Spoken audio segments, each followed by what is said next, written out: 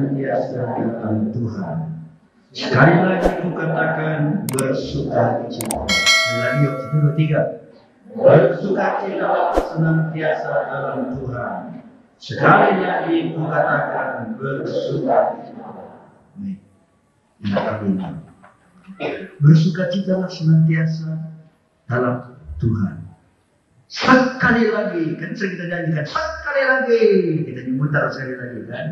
Jadi dia bilang, sekali lagi kukatakan bersukacitalah. Ya, si ayatnya sih itu. Tapi gimana? Dalam hidup ini kan banyak masalah. Dalam hidup ini kan banyak problem. Kadang kekurangan, kadang kesehatan yang terganggu, kadang di tengah-tengah keluarga banyak masalah. Bagaimana? Kami bisa bersukacita senantiasa.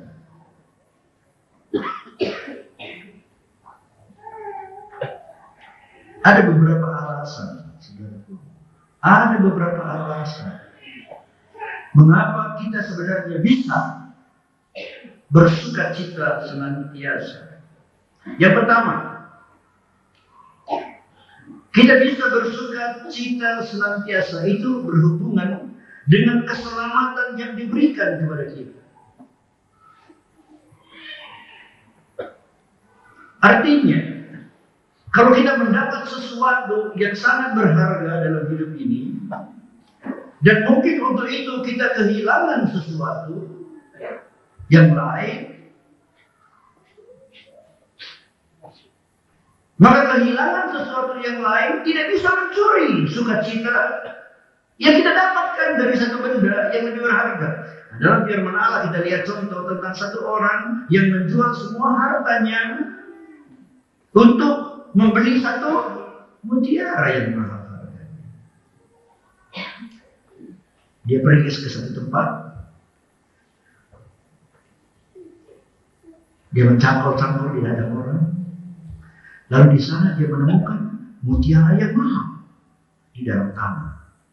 Lalu segera dia simpan lagi mutiaranya, lalu dia tanya kepada yang punya tanah itu, Pak, aku beli ladangnya ya. Kenapa dia mau beli? Karena di sana ada mutiara yang mahal.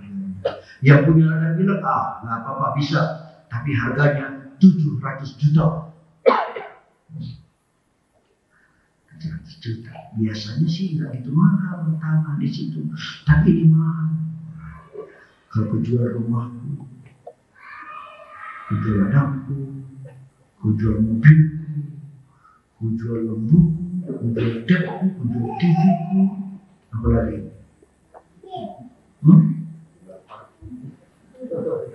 Pokoknya dijual semua, dijual, pas 700 juta. Akhirnya firman Allah dalam Matius pasal 13 berkata bahwa akhirnya orang itu dia menjual semuanya. Rumahnya, ladangnya, depositonya dikeluarkan, dia mobilnya, semuanya dia jual. Lalu dia membawa uang itu, dia sudah habis semuanya, ya. Semuanya sudah habis, sekarang di tangannya ada uang 700 juta. Dan dia pergi kepada yang punya ladang, dia berkata, uang 700 juta. Lalu yang punya ladang kasih surat ladangnya, teken. Nah sekarang pertanyaan saya, orang yang membeli itu pulang, rumahnya nggak ada lagi, dia mesti kontrak rumah, dia udah kontrak rumah, pinjam satu kamar rumahnya Mama Berti. Lalu dia membawa surat itu pulang ke rumah. Pertanyaan saya, hatinya sedih apa gembira? Kok gembira? Dia kehilangan mobil, dia kehilangan ladang, dia kehilangan rumah, dia kehilangan TV, dia kehilangan kursi. Kenapa hatinya masih bisa gembira? Karena dia memiliki satu yang jauh lebih berharga daripada segala sesuatu yang sudah hilang. Apa yang paling berharga dalam hidup ini? Keselamatan. Dan waktu kita mendapat keselamatan, Biarpun apa yang terjadi dalam hidup kita. Ada waktu-waktu kita jualan rugi. Ada waktu-waktu kita pinjam uang nggak bisa bayar sampai disita. Ada waktu-waktu di mana kita sakit. Ada waktu-waktu di rumah tangga kita banyak masalah. Ada kadang-kadang anak kita yang jauh, ada problem di sana. Tetapi karena kita memiliki keselamatan yang melebihi segala-galanya, segala yang terjadi dalam hidup kita tidak bisa mencuri sukacita yang ada di hati kita. Amin. Karena keselamatan, karena kita ditebus oleh darah Yesus, itu menyebabkan sukacita penuh. Sukacita kita tidak terbatas.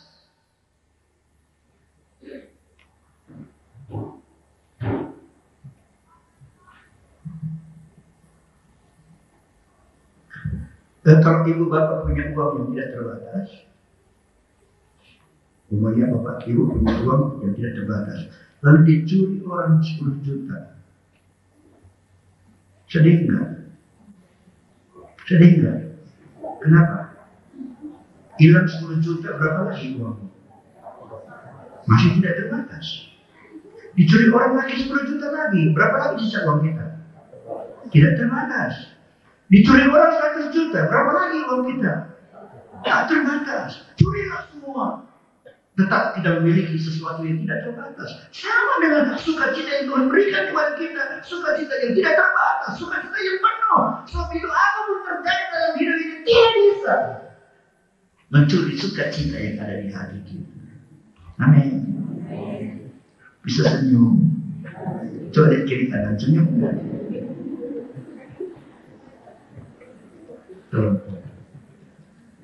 Tangan saya nyanyi dulu. Sukacitaku penuh. Sukacita itu penuh. Kenapa? Karena darah Yesus menyucikan kita. Kita sudah ditebus, sudah diberi keselamatan, dan tidak ada sesuatu apapun lagi yang bisa menyebabkan kita tidak bersukacita.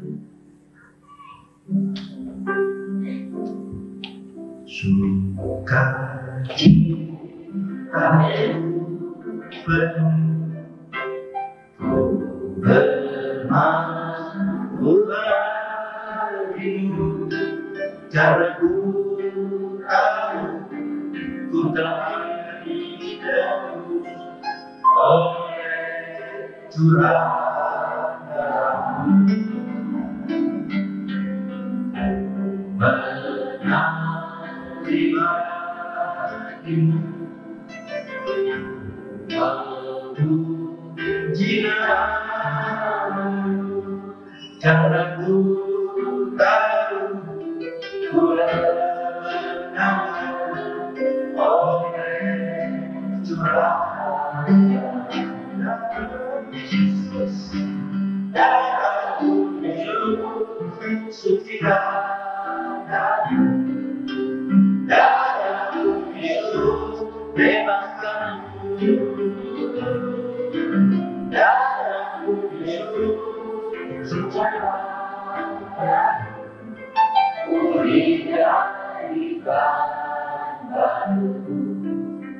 di baris kedua, kalau lagi sakit, itu bisa nggak menari begitu lah?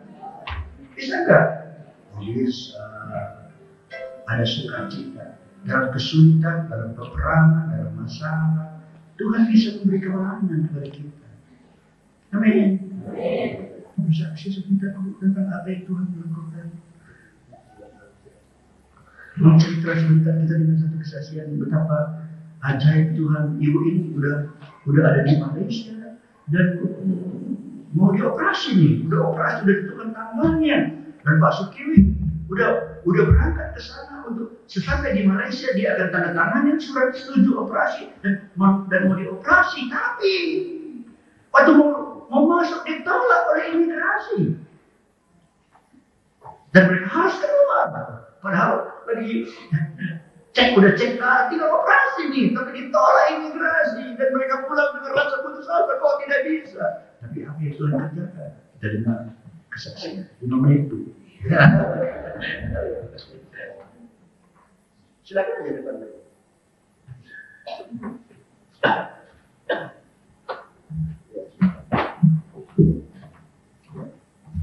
Salam. Kan bagaimana mujizat Tuhan yang Tuhan nyatakan di dalam hidup kami waktu di bulan Januari, kira-kira 6 bulan yang lalu. Waktu itu di bulan 12, dokter nyatakan saya hamil gitu ya, hamil baru sebulan gitu ya.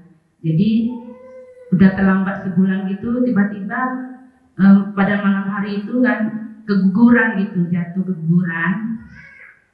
Kemudian diperiksa kembali sama dokter itu. Ternyata dia bilang ada gangguan di dalam kandungan saya. Ada darah yang bergumpal di dalam kandungan saya gitu kan. Jadi dokter nyatakan itu mau dioperasi, mau dibersihkan gitu. Jadi kemudian kami berpikir setelah mendengar itu kami rasanya sangat sedih sekali gitu ya. Mengapa Tuhan kok bisa begini gitu ya kan? Sudah datang kabar sukacita yang membuat kami gembira, kok terakhirnya kok jadi kabar yang tidak mengapa, yang menyusahkan hati gitu. Karena anak kami baru satu perempuan yang sudah 9 tahun lah. Nah, jadi baru satu, pingin punya anak laki-laki yang kedua gitu. Sudah berdoa gitu sama Tuhan dan sangat senang sekali Tuhan dan menjawab gitu doanya, dah hamil gitu kan. Kemudian kok keguguran, dinyatakan mau dioperasi lagi gitu kan. Jadi sangat sedih sekali kan. Jadi kita berdoa sama Tuhan sama suami saya, Tuhan kami serahkan semuanya Tuhan ke dalam tangan-Mu. Kami percaya Tuhan, Engkau tidak akan meninggalkan kami gitu ya. Jadi kemudian kami periksa kembali lagi. Jadi dokter memang mau dioperasi gitu. Jadi kami putuskan sama suami saya ke Pinang, ke Malaysia gitu, mau di rumah sakit sana mau dioperasi ya. Jadi setelah kami berangkat ke sana, kami berdua dengan suami saya. Jadi dokter dicek semua, di estropi lagi ya, di operasi kecil, dilihat kembali kandungannya sana kan. Jadi dokter bilang memang mau dioperasi gitu, dibuang. Dan saya dinyatakan juga bahwa saya tidak mungkin lagi hamil gitu ya, dinyatakan gitu. Mereka dokter bilang sangat sayang sekali, sedih sekali ya. Kamu masih muda gitu kan, umur baru 29 tahun kan. Kamu tidak mungkin lagi bisa hamil gitu dia bilang. Jadi jangan sedih lagi Bu ya, udah gak usah hamil lagi dia bilang gitu ya. Jadi waktu mendengar kabar itu saya sangat sedih sekali, saya menangis gitu kan. Jadi dokter bilang nanti kapan operasinya itu nanti pilih harinya gitu dia bilang kan. Tapi dalam minggu ini dia bilang gitu dokter bilang. Jadi malam itu ya kami terus berdoa sama Tuhan kan, kami serahkan semua kepada Tuhan. Jadi suami saya itu putuskan untuk kembali lagi ke Medan. Karena ada pekerjaan yang mau diselesaikan, kami kan buka jadi guru gitu, buka yayasan sekolah Andreas perguruan Kristen. Jadi suami saya mau kembali lagi ke Medan untuk mengurusi pekerjaannya. Jadi pas kembali ke Medan itu saya tetap tinggal di Malaysia sendiri. Suami saya pulang itu kan malamnya itu ada undangan dari Pak David Surbakti itu. Pak David buat KKL di Wisma Benteng. Jadi suami saya itu ikut dia ke sana kan, bersama bawa adik saya 2 orang. Di sana itu firman itu betul-betul mengenalkan sosok dengan kami gitu, apa yang kami alami gitu kan. Jadi pas ke toilet kan jumpa dengan Pak David suami saya. Jadi di situ kan suami saya katakan keadaan kami apa yang terjadi ya. Jadi Pak David bilang serahkan semua sama Tuhan, berdoa sama Tuhan. Tuhan tidak pernah meninggalkan kita, kuasanya berlaku dari dulu sampai sekarang, sampai selama-lamanya. Jadi suami saya itu balik lagi ke Malaysia berbawa anak saya. Waktu imigrasi itu semuanya lancar gitu. Memang paspor anak saya dengan saya itu satu. Jadi kalau saya pergi anak saya itu juga harus ikut gitu. Jadi ini saya di Malaysia, anak saya kan di Medan. Jadi suami saya yang bawa anak saya itu kan nggak bisa begitu kan. Jadi di Medan itu kok bisa keluar gitu, bisa masuk. Pas di Malaysia itulah di imigrasinya itu mereka tahan. bahwasanya itu ini kok bisa begini. Ibunya di Malaysia, anaknya kok bisa ketinggalan, kok bisa berpisah gitu. Jadi kami dinyatakan itu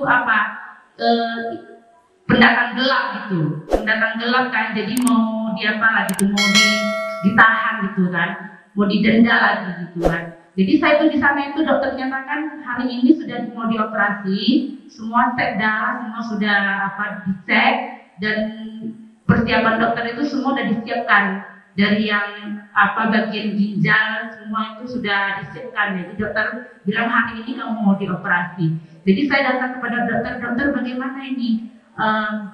Sekarang suami saya itu ditahan di imigrasi. Kata dokter itu gak bisa, hari ini kamu juga harus dioperasi.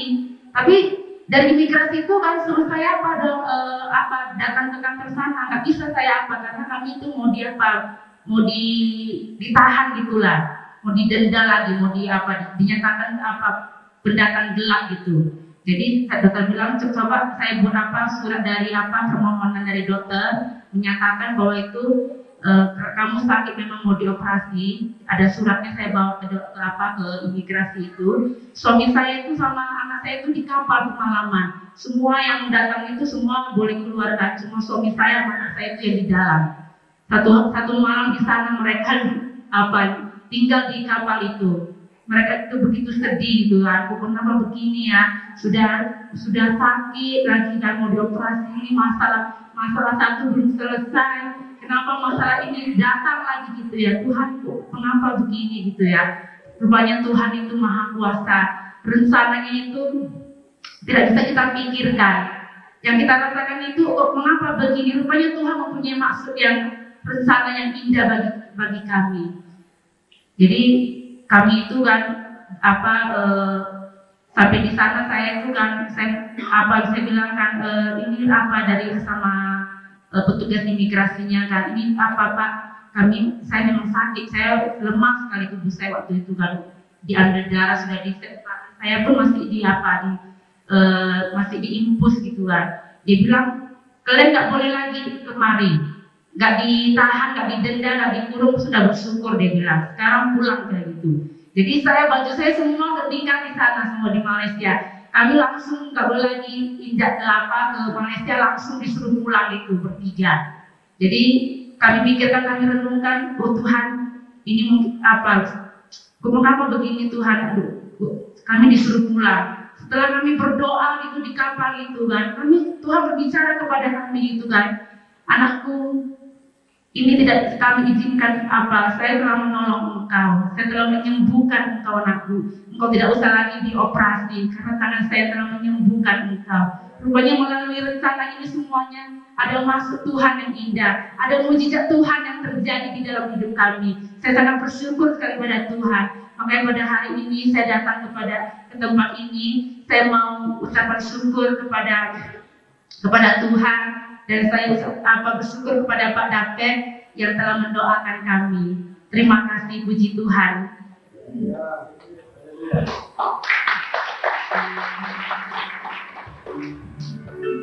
Gimana lebih baik, diizinkan imigrasi masuk atau enggak usah? Kalau imigrasi izinkan masuk, wah operasi uangnya berapa banyak habis itu ya? Mungkin puluhan juta begitu. Jadi kita lihat, dalam kesesakan, dalam kesulitan sekalipun, kita tetap bisa bersuka cita dalam Tuhan. Amin. Sukacita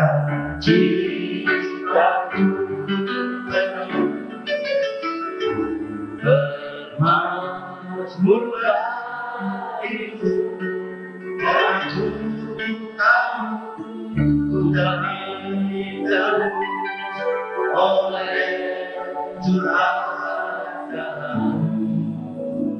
darahmu Yesus bebaskanku, darahmu Yesus ku berkata, ku dijadikan. Jadi apapun alasannya, kita tetap bisa bersuka cita karena kita sudah diselamatkan. Ya, kita lihat 1 Petrus.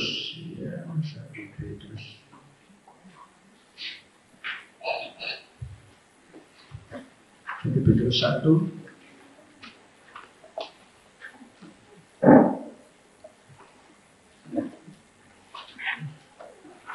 ayat 3 sampai 6. Terpujilah Allah dan Bapa Tuhan kita Yesus Kristus yang karena rahmat-Nya yang besar telah melahirkan kita kembali oleh kebangkitan Yesus Kristus dari antara orang mati kepada suatu hidup yang penuh pengharapan, untuk menerima suatu bagian yang tidak dapat binasa, yang tidak dapat cemar, dan yang tidak dapat layu, yang tersimpan di sorga bagi kamu, yaitu kamu yang dipelihara dalam kekuatan Allah karena imanmu, sementara kamu menantikan keselamatan yang telah tersedia untuk dinyatakan pada zaman akhir. Bergembiralah akan hal itu, sekalipun sekarang ini kamu seketika harus berduka cita oleh berbagai-bagai pencobaan. Coba sama-sama kita baca ayat 6. 1, 2, 3. Bergembiralah akan hal itu, sekalipun sekarang ini kamu seketika harus berduka cita oleh berbagai-bagai pencobaan. Jadi masih ada pencobaan ini, jangan bilang nggak ada. Masih ada pencobaan. Tapi bergembiralah. Karena itu, karena apa? Karena kita diselamatkan. Dikatakan tadi di ayat 3, telah melahirkan kita kembali. Dan lahir kembali kita ini. Tunggu kedua kali itu. Lahir kembali. Kalau ada orang-orang yang belum selama hidupnya belum pernah menyatakan menerima Tuhan sebagai juru selamatnya dan mengundang Yesus secara pribadi lahir di hatinya, perlu hari ini mari kita berdoa dan dikatakan, Tuhan, hari ini kubuka hatiku, kubuka hatiku, lahirlah di hatiku. Kalau Yesus sudah lahir di hati kita, apa dikatakan? Kita dibangkitkan oleh Yesus Kristus dari antara orang mati kepada suatu hidup yang penuh pengharapan. Wah, enak kali ini. Jadi di masa depan kita, penuh dengan harapan. Apa harapan kita di ayat 4? Untuk menerima satu bagian yang tidak dapat binasa. Kalau mobil bisa tabrakan, kalau rumah bisa terbakar, apalagi kalau uang kita deposito banyak, di banknya bisa ditutup. Tapi di sini dikatakan kalau kita diselamatkan, kita lahir baru, kita mendapat menerima satu bagian yang tidak dapat binasa, yang tidak dapat cemar, yang tidak dapat layu. Apa itu? Yang tersimpan di surga. Ada di surga. Gimana kira-kira? Ada harta kita di surga? Mana lebih baik harta saudara, di dunia atau di surga? Betul kan? Ayo orang di dunia ini banyak hartanya, di surga nggak punya apa-apa. Itu maka firman Allah bilang ke Jeremiah. Ada orang yang aku udah mau mati, akhirnya kan katanya. Ya udah, jadi dia hidup, lalu menjelang mati dia percaya. Udah di rumah saya, udah mau mati, terima Tuhan, ya.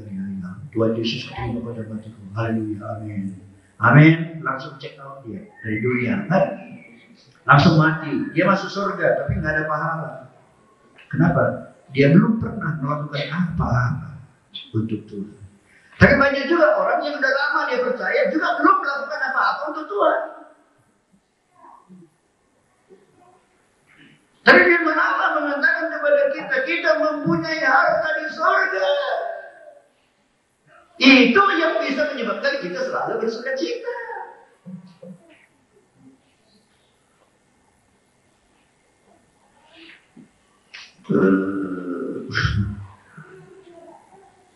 Minggu lalu saya dengan Nathan ke Medan. Kami membeli satu alat musik. Tapi waktu mau bayar uang nggak cukup nih. Tapi saya kan ada ATM, ya, jadi Semua ATM yang ada udah dikeluar, udah dihabisin semua, uang. Masih kurang lagi, masih kurang 50.000. Lalu saya bilang sama yang toko jual, saya bilang, uang saya tinggal ini Pak, kurang 50.000. Ini harga alat yang mau dibelikan jutaan, kurang 50.000. Dia bilang, ya nggak apa-apa Pak, utang Bapak aja 50, kapan-kapan bayar. Sebenarnya saya nggak mau berutang. Jadi udah ya sekian aja lah, udah ini aja waktu ya, nggak ada utang nggak ada lagi utang lagi ya. Akhirnya dia tiap ngomong ya utang Bapak 50, nggak ada utangku, selalu bilang begitu. Akhirnya ya saya kasih uang kepada dia dan di kantong saya nggak punya uang lagi. Pertanyaan saya, sedihkah saya? Tidak, kenapa? Nah, pikiran saya gini, kalau di Brastagi nanti, aku minta sama mama ini, pasti dia masih ada uangnya. Ya sekitar 50-100 ribu gitu, pasti ada uangnya. Jadi saya nggak sedih di sana karena saya tahu di Brastagi pasti masih ada uangku. Kalau nggak ada lagi uangku di Brastagi nanti makan apa lagi. Kalau gitu mungkin sedih kan, tapi saya nggak sedih. Kenapa? Karena saya tahu di Brastagi masih ada uang. Padahal di miliar nggak ada uang lagi. Saya pikir kalau isi bensin masih cukup, masih bisa nggak? Tapi saya lihat di mobilnya masih cukup untuk pulang. Maksud saya di sana saya mengalami kekurangan, mengalami masalah, tapi itu tidak menghilangkan sukacita di hati saya karena saya tahu di Brastagi masih ada sesuatu yang saya miliki. Itu yang dimaksud dengan ayat ini. Meskipun dalam hidup ini kita banyak mengalami masalah, kekurangan, problem kesehatan, problem rumah tangga, kita tahu bahwa di surga kita memiliki harta yang berlimpah-limpah, yang tidak dapat binasa, yang akan kita temui pada satu hari kelak. Itu sebabnya dikatakan tadi, sebab itu marilah kita bergembira. Dan di ayat 5 dikatakan, kamu dipelihara dalam kekuatan Allah karena imanmu. Biarpun banyak kekurangan, nggak apa-apa. Tuhan memelihara kita dengan iman kita. Jadi itu sebabnya kita bisa bersuka cita. Amin. Jadi alasan yang pertama, kenapa kita bisa senantiasa bersuka cita? Karena kita sudah ditebus, diselamatkan oleh Tuhan. Karena kita sekarang sudah memiliki kekayaan di surga yang akan kita alami satu hari kelak. Itu yang menyebabkan kita bersuka cita. Meskipun dalam hidup ini seperti ayat 6 tadi katakan, ada juga masalah-masalah yang harus kita. Ini teori. Prakteknya ini lain lagi kan. Praktek sama teori kan lain. Kalau kantong saudara penuh, gimana wajahnya? Senyum, cerah ya, bersinar. Kalau kantongnya kosong, wajahnya kayak apa ya? Kalau gitu sukacita sama tidak tergantung pada kantong, ya kan? Kalau kantong kita penuh, kalau kantong kita kosong, berarti wajah kita ini tergantung kantong. Kan begitu kenyataannya. Tapi itu kan sebabnya kita dengar firman Tuhan. Mau kita bisa bersuka cita karena kita bisa diselamatkan oleh Tuhan. Dan kita sekarang memiliki masa depan yang penuh harapan di surga. Yang indahnya tidak bisa diceritakan dengan kata-kata apapun. Alasan yang kedua, mengapa kita bisa bersuka cita senantiasa? Karena sukacita itu adalah salah satu dari antara 9 buah Roh Kudus. Ada 9 buah Roh Kudus ya, Galatia 5. Kalau kita lihat Galatia 5,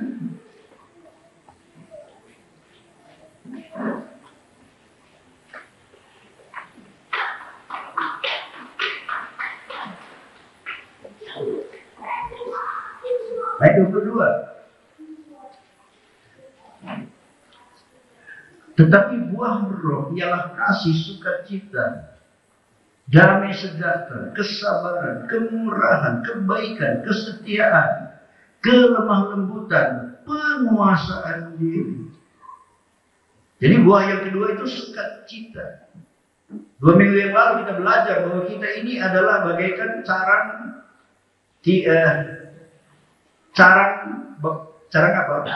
pohon anggur ya. Yesus kata, apalah pohon anggur dan kamu adalah carang-carangnya.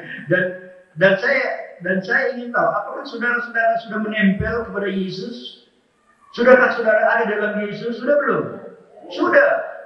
Jadi kita bagaikan carang yang menempel kepada Yesus, dan carang yang menempel kepada Yesus, dia perlu berbuah. Waktu kita percaya kepada Tuhan, ya, waktu kita mengikut Tuhan, waktu kita menjadi anak Tuhan, adalah menjadi kehendak Tuhan supaya melalui hidup kita ini akan keluar buah. Buah apa yang perlu keluar? Apakah di sini tumbuh apel? Dan di sini tumbuh jeruk? Dan di sini belimbing? Begitu maksudnya? Bukan. Dan dalam hidup kita ini harus mengeluarkan buah Roh Kudus. Dan salah satu dari buah Roh Kudus yang kedua itulah sukacita. Jadi kalau orang di hatinya ada Roh Kudus, maka pasti hatinya selalu penuh dengan sukacita. Dan itu bisa timbul dalam hidup kita kalau kita menjaga hubungan kita dengan Tuhan. Sebagaikan carang yang menempel kepada batangnya. Kalau dia terpisah 1 senti aja gimana kira-kira? Carangnya itu terpisah 1 senti aja. Setipis bisa cukur gimana? Silet. Tetap. Ya kita harus menempel. Kalau kita menempel pada Tuhan, kalau kita dekat dengan Tuhan, kalau kita menjaga hubungan kita dengan Tuhan, kita selalu bisa menikmati sukacita yang sungguh-sungguh. Jadi oleh sebab itu kita perlu tinggal dalam Tuhan. Itu yang 2 minggu lalu ya, saya mengajarkan tentang bagaimana caranya kita tinggal dalam Tuhan. Orang yang tanda-tanda orang yang tinggal dalam Tuhan. Saya ingin tanya saudara tinggal dalam Tuhan? Saudara tinggal dalam Tuhan? Saudara tinggal dalam Tuhan? Apa tanda-tandanya?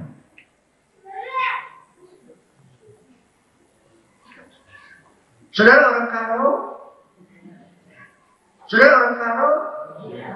Apa tanda-tandanya? Tahu bisa bahasa karo? Ada marganya? Man berperbulian? Kalau kehujanan pakai daun pisang? Itu semua ciri-ciri orang karo. Nah, sekarang saya tanya, saudara tinggal dalam Tuhan? Ya, apa dengan katanya?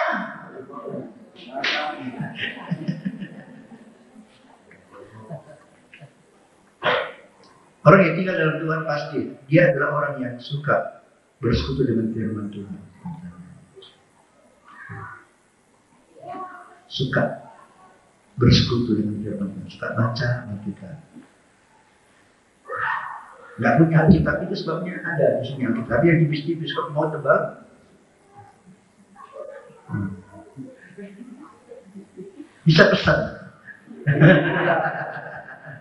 Murah kok sekarang Alkitab. Cuma berapa? 28.000. Kalau nggak ada uang, berdoa. Jadi ciri-ciri orang yang tinggal dalam Tuhan dan dia suka pada firman Tuhan. Yang pertama. Lalu yang ciri-ciri yang kedua orang yang tinggal dalam Tuhan ialah dia mengasihi orang lain. So, Tuhan berkata orang yang tinggal dalam Tuhan dia memiliki kasih. Ya. Banyak orang dia mengasihi orang lain, tapi siapa anaknya? Ya, siapapun begitu kan. Pencopet aja sayang dia sama anak-anak. Ya kan? Tapi tanda-tanda daripada orang yang tinggal dalam Tuhan ialah dia mengasihi orang lain. Dia selalu memikirkan apa yang bisa dia lakukan untuk orang yang lain. Lalu yang ketiga, tanda-tanda yang ketiga orang tinggal dalam Tuhan ialah orang yang mau melakukan perintahnya. Jadi ada orang suka juga dia baca firman Tuhan, tapi dipilih-pilih. Aku basuh-basuh kami jantan. Saat kamu tahu malam, jantan. Halo beli ibang-ibang bu, terapaan. Cek dikoyakkannya, bukan milik kita katanya. Kasih musuhmu, cek dikoyakkannya. Kalau kau ikut Tuhan diberkati, usahamu akan diberkati, hidupmu berlimpah-limpah. Cocok. Bayarlah perpuluhan. Bukan kita punya. Jadi akhirnya Alkitabnya tipis.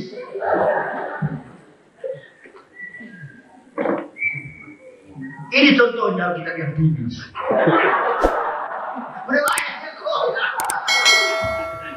Tapi ini bu, ini pasti koyaknya bukan karena ini nggak cocok dikoyak, ini nggak cocok, ini karena sering dipakai ini. Tadi ciri-ciri orang yang tinggal dalam Tuhan dia, waktu dia membaca firman Tuhan, waktu dia mendengar firman Tuhan, dia mau melakukan. Dan firman Allah berkata, orang yang mendengar firman Tuhan tapi tidak mau melakukan, sama seperti orang yang kena hitam mukanya, bercermin di depan cermin. Aku termukaku ya. Oh, lalu pergi dia kepekat, nggak disapunya, nggak dilapnya, nggak dibersihkannya. Itulah orang yang mendengar firman Tuhan dan tidak melakukannya. Dan saya percaya saudara-saudara tidak kurang pengetahuan. Saya percaya saudara tidak kurang mengetahui apa yang menjadi kehendak Tuhan. Yang kurang ialah melakukan kehendak Tuhan. Saudara tahu kan, adalah kehendak Tuhan supaya kita bersaksi. Amin. Tapi kita tidak bersaksi. Kan itu ada persoalan. Ya, Tuhan tolong kita. Tuhan tolong kita. Supaya Tuhan memberi kepada kita kemampuan untuk melakukan firman Allah yang sebagai bukti bahwa kita tinggal dalam Kristus. Dan kalau kita tinggal dalam Kristus seperti sarang yang nempel kepada pohonnya, maka dalam hidup kita akan mengeluarkan buah. Dan buah yang kedua ialah sukacita. Amin. Lihat pemain tamborin kita. Kalau dia nari, pasti mukanya senyum. Kalau nggak senyum, dia akan disuruh main tamborin. Karena itu persyaratannya. Gitu. Kalau ada pertandingan, biarpun sama-sama bagus, yang senyum yang menang. Kita bersuka cita. Coba lihat kiri kanan. Ada yang belum senyum. Coba pegang dia sedikit. Pasti tersenyum dia.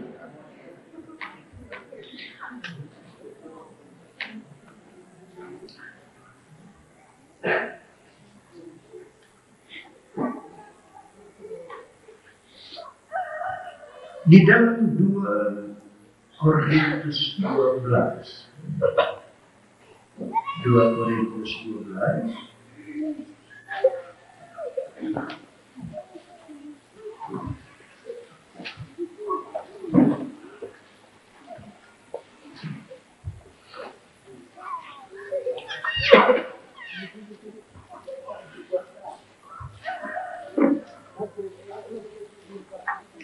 Korintus 12 ayat 9 dan 10.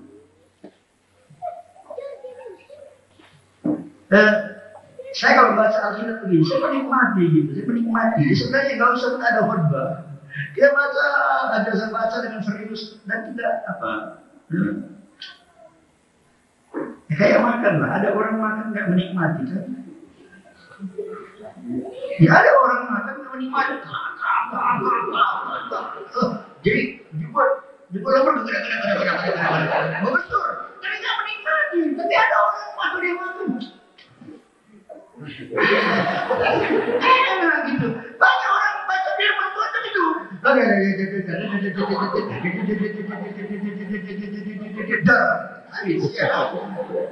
baca firman Tuhan dan nikmati. Luar biasa.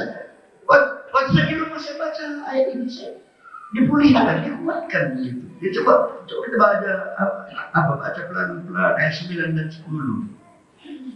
Ini kan waktu itu, ini ceritanya kan Rasul Paulus sering mengalami kesakitan, ada gangguan dalam tubuhnya.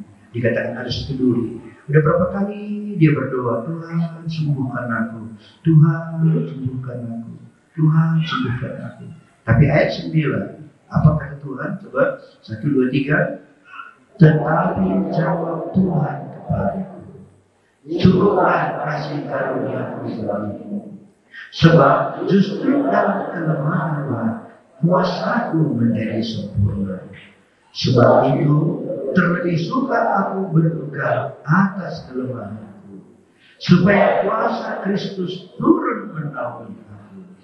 Karena itu aku senang dan rela di dalam kelemahan, di dalam siksaan, di dalam kesukaran, di dalam penganiayaan dan kesesatan oleh karena Kristus.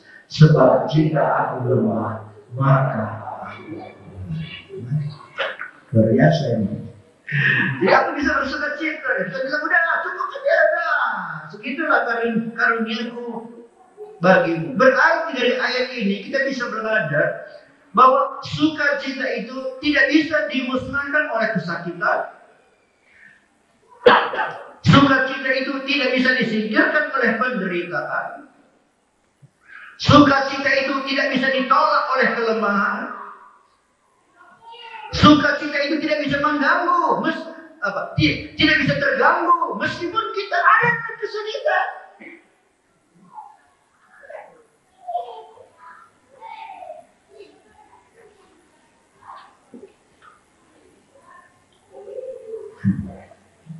Coba kita lihat lagi Matius 5 ya. Matius 5.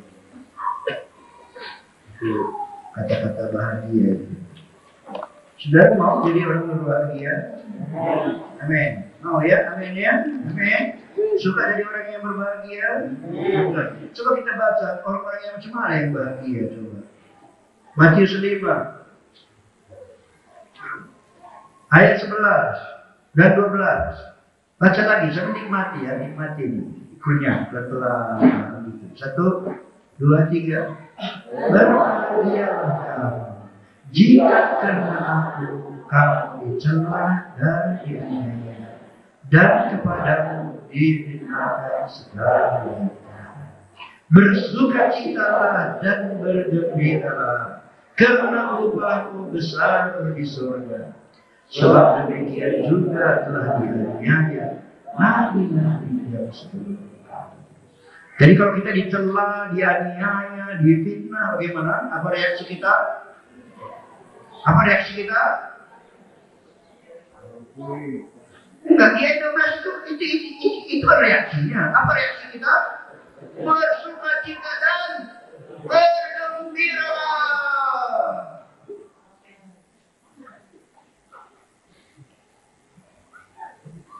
Tapi ini tunggu dulu, bukan semuanya.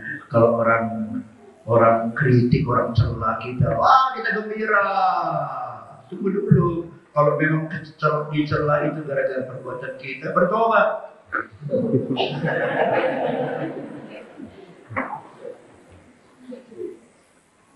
Istri saya cerita 2 minggu lalu, dalam som saya ada cerita ini. Tapi 2 minggu yang lalu, dia sama Lucy naik mobil dari Brastagi ke Benjai, mau belanja ini. Dia naik apa bergas 5, Sir atau Bayu, apalah pokoknya dari Brastagi ke Benjai. Di atas mobil itu ada 3 ibu-ibu sedang duduk dan ngobrol. Mereka mengobrol tentang pekerjaan Tuhan. Satu dari gereja Kebenaran Injil, satu dari GKKI, satu dari Gejai, satu lagi dari gereja Elim. Ngobrol. Istri saya sama Lucy dulu. Mereka nggak kenal istri saya. Lalu mereka cerita. Lalu ada satu orang bilang, Mbak kalau dia kemudian cimbang beruku, Mbak kalau dia beruku, kain, kenapa? Iya, dia bilang, ayo ke gereja, gereja itu enak, gereja itu, kalau waktu itu aja tertarik kan, enak di situ. Padahal beruku itu kerjanya, tiap hari kurang.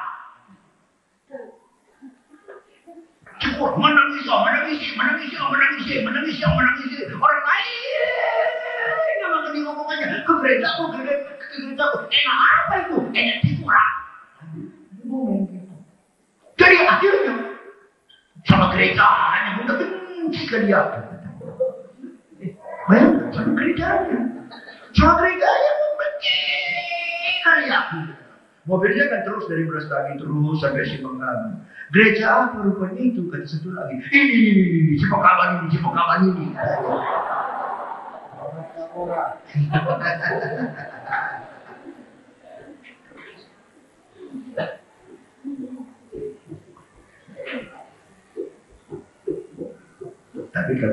Tapi istri saya nggak kenal ya 3 orang itu. Siapa anggota kita yang dimaksud hanya bukan tidak kenal dan tidak perlu kenal. Tapi kalau ada yang merasa bertobat, itu akhirnya kan kalau yang merasa bertobat itu kan bukan sesuatu yang jelek, ya kan? Ya, bukan sesuatu yang jelek. Yesus pun ada bertobat. Dan kita harus tiap-tiap hari bertobat.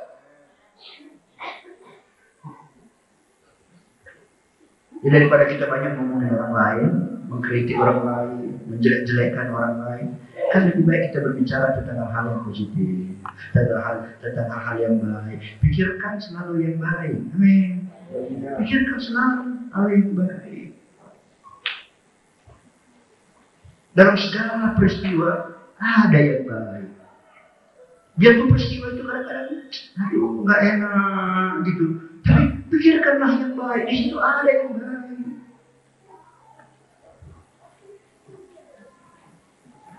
Ini istri saya di sini. Saya buka rahasia dulu. Mudah-mudahan dia nggak marah di rumah nanti.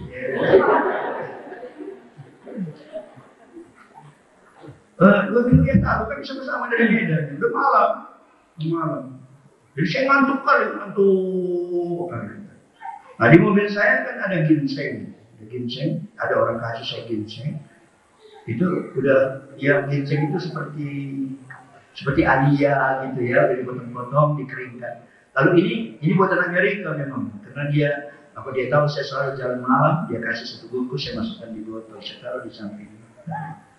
Kalau saya lagi ngantuk, sering saya makan beberapa biji minyak supaya agak segar. Jadi sampai udah jam 7 malam nih, sampai disembah nih. Saya udah ngantuk berat nih. Lalu sampai tangan saya pegang setir, tangan kiri saya mulai cari di mana kan botol ginseng itu. Menghadap istri saya, tapi kena tadi. Ibu mau jalan begini, katanya.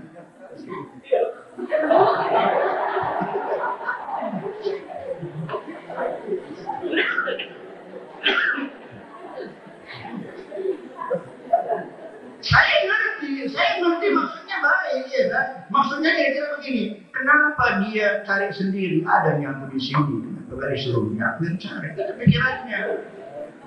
Kan aku penolong katanya. Itu dalam pikirannya gitu. Tapi aku pernah dipukul gitu kan naik juga nih. Terus padahal tadi udah dapat itu, udah pas baru mau pegang dipukul. Jadi akhirnya botol itu terpental jatuh ke bawah. Dia karena gelap, dia nggak tahu bahwa botol itu sudah jatuh ke bawah. Tapi saya tahu, karena saya tahu pasti itu botol yang jatuh. Jadi akhirnya udah dia pukul, saya pegang setir, dia mulai cari-cari kan, dicari. Aku tahu udah jatuh di bawah. Dia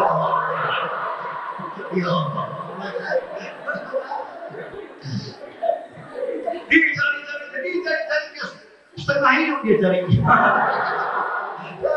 Akhirnya lama dia cari nggak dapat. Dia. Akhirnya sampai di Tongke. Jadi ini perjalanan masih kira-kira 40 menit gitu kan. Nah saya sebagai orang yang selalu berpikir yang positif, saya mulai cari positifnya. Apa ini yang positifnya? Begini dilakukan oleh istri saya kepada saya. Apa positifnya? Saya langsung dapat jawaban. Oh, gara-gara dipukul, gara-gara aku jengkel, aku nggak ngantuk lagi. Haleluya. Lalu tidak saya, aku nggak ngantuk lagi. Ya, kan ada nilai-nilai positifnya kan? Segala sesuatu dalam hidup ini, apa pun yang terjadi, apa positifnya, ada negatifnya. Dan kita sebagai anak-anak Tuhan belajar mencari yang positifnya. Supaya apa? Supaya kita bisa senantiasa bersuka cita. Bisa hafal Filipi 4 ayat 4 tadi? 1, 2, 3. Bersuka cita senantiasa. Sekali lagi katakan bersuka cita. Jadi tidak ada satu alasan. Ini Paulus, kita belum baca tadi, sudah baca di Matius 5, berbahagialah kamu jika karena aku dicela dan dianiaya dan kepadamu difitnahkan segala yang jahat, bersukacita dan gembira karena upahmu besar di surga. Artinya kalau nggak dicela oleh orang, nggak ada upah kita. Jadi bilang semua orang lain, celalah aku. Karena kita upahmu besar di surga. Tapi kalau orang cela, kita tampar mukanya, hilanglah pahala kita di surga. Jadi cukup banyak alasan kita bisa bersuka cita di dalam Tuhan. Dan saya percaya, waktu kita bersuka cita dalam Tuhan, di sana ada perkara-perkara yang indah, ada perkara-perkara yang luar biasa. Ingat kisah Rasul 16 waktu Paulus dan Silas ada dalam penjara. Mereka sudah luka-luka, dipukulin, disesat. Orang Israel itu kalau menyesat orang bukan kayak kita, kayak cambuk kuda. Di cambuknya itu talinya diikat-ikat besi-besi yang tajam. Besi-besi yang tajam. Itu, kalau dicambuk itu lengket itu, besinya lengket, ditarik itu, gitu. Dicambuk dan keadaannya begitu hancur, dipendam. Kalau mereka masih bisa menyanyi, kok bisa masih menyanyi? Ada sukacita di hati mereka. Kenapa? Mereka merasa mendapat kehormatan, layak menderita karena Tuhan. Saya dengar di Cina satu waktu ada satu orang ditangkap oleh polisi, lalu disiksa, udah hancur badannya. Hancur. Akhirnya dilepaskan. Dalam keadaan udah, mungkin pincang, luka sini. Dia datang di kebaktian.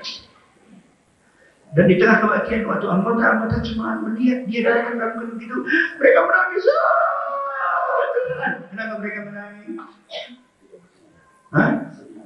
Kenapa mereka sedih? Kenapa mereka sedih? Bukan kasihan. Mereka bilang, Tuhan, enak kali dia rasa Tuhan. Kok bukan kami yang layak menerima itu? Kami dia rasa Tuhan layak menerima hukuman aniaya karena Tuhan. Nah, itu pikiran mereka itu. Jadi mereka kalau bisa aku lah Tuhan, pokoknya aku ini, kok bukan aku yang dilayakkan. Luar biasa ya. Berarti yang menerima penganiayaan, mereka bisa bersuka cita karena mereka merasa layak diberi kehormatan oleh Tuhan untuk ikut menderita karena Tuhan.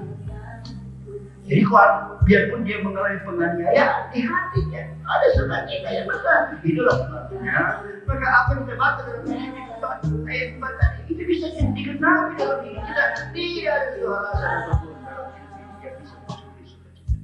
Menikmati baik-Mu Tuhan, satu hal yang ku rindu, berdiam di dalam rumah-Mu, satu hal yang ku pinta, menikmati baik-Mu Tuhan, baik